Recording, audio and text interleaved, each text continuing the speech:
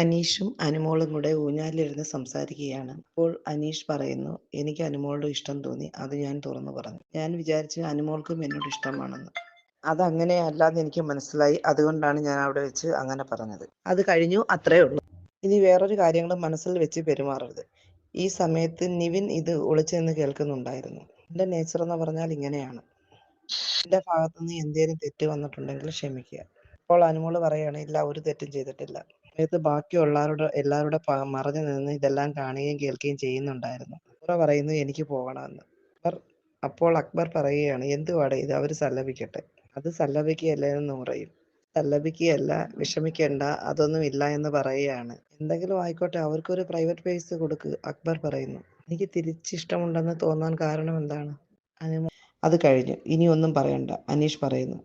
അടുത്തൊരു ലൈവ് അപ്ഡേറ്റുമായിട്ട് ഞാൻ വരാം. എൻ്റെ ചാനൽ എല്ലാവരും സബ്സ്ക്രൈബ് ചെയ്യണം, സപ്പോർട്ട് ചെയ്യണം.